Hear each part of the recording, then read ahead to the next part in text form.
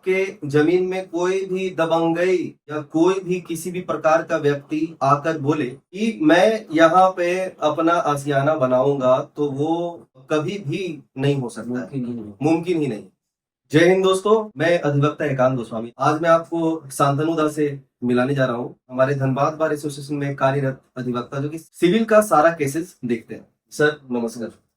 Clients लोग को काफी दिक्कतों का सामना करना पड़ता है अपनी जमीन को लेके, जबकि उस पे उसका खुद का अधिकार है, उसके बावजूद ऐसा क्यों होता है? चलिए आज डिस्कस करेंगे। आपसे सर एक सवाल है, और वो सवाल बहुत ही इम्पोर्टेंट है, जो आए दिन हर किसी के साथ होते आ रहा है और हो रहा। वो सवाल ये है सर कि मेरा खुद का जमीन, मैं एक क्लाइंट को समझिए, और मेरा खुद का जमीन, मेरे पास सारा पेपर्स है, सब कुछ है, इसके बावजूद कोई भी इंसान आता है या कोई भी दबंग आता है, कोई भी किसी भी तरह का आदमी आके बोलता है कि नहीं, ये जमीन में हम रेस्टोरेंट बनाएंगे, ये जमीन में हम घर बनाएंगे, इस जमीन में हम अपना आशियाना बनाएंगे।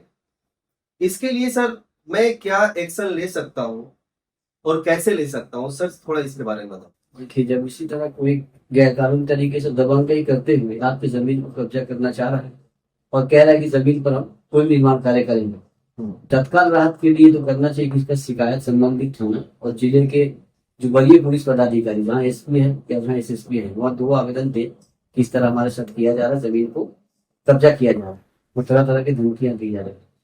दूसरा, क्योंकि जमीन से जुड़ा हुआ मसला है, इसका एकमात्र जो संगठन या संस्थान है वह सिविल यानी व्यवहार न्यायालय।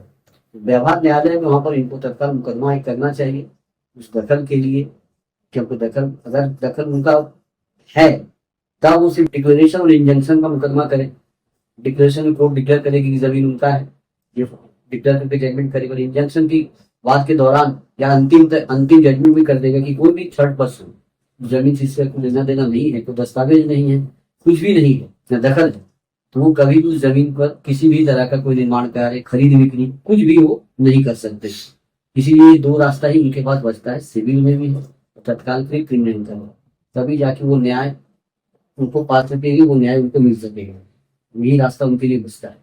सर एक सवाल और, मान लीजिए सर कि तत्पश्चात, मतलब कि अभी तुरंत जैसे कि कुछ घटना होगी, तो मैं उस वक्त अपनी जमीन के लिए क्या एक्शन ले सकता हूँ तुरंत, इमीडिएट?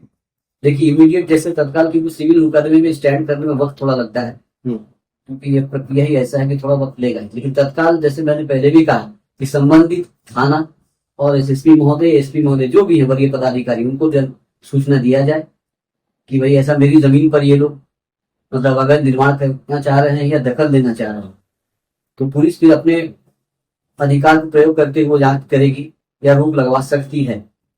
लेकिन ओवरऑल इनका अगर ये रिमेडी है या कुछ भी इनका कोई रास्ता बचता है, तो सिविल कोर्ट ही फाइनल इस पर जजमेंट दे सकती है, इनको मतलब डिग्री कर सकती है। इसीलिए इनको दोनों तरह से चलना होगा।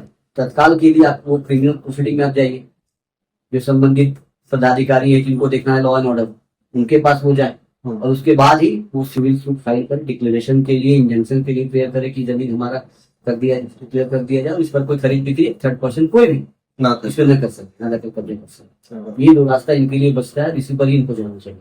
तो आप सभी जितने भी लोग हैं जिनको लगता है कि मेरे जमीन पे कोई और कब्जा कर सकता है, तो बेफिक्र रहें, क्योंकि ऐसा करना किसी की भी बस की बात नहीं है। न्याय देने वाले लोग यहाँ खड़े हैं, आप सभी के लिए हैं। कभी भी आपको ऐसा लगे कि आपके जमीन में कोई भी दबंगई या कोई भी किसी भी प्रकार का व्यक्ति आकर बोले कि मैं यहाँ पे अपना आशियाना बनाऊंगा, तो वो कभी भी नहीं हो सकता है, मुमकिन ही नहीं। आप तुरंत एसपी के पास जाएं या क्रिमिनल ऑफेंस के तहत अपना एक्शन ले सकते। चलिए, आपसे इसी तरह बातें करते रहेंगे और बहुत सारी चीजों को मैं शांतनु सर के थ्रू आप सभी को बताता जाऊंगा। मुझे अच्छा लगा कि मेरे छोटे भाई एकांत ने पूछा, ये भी बहुत अच्छा लगा है, और ये भी लोगों को जागरूक करने के लिए तरह तरह का वीडियो बनाते हैं, जो बहुत ही अच्छा है। मैं इसके लिए बहुत बहुत धन्यवाद देता हूँ। Thank you sir so much.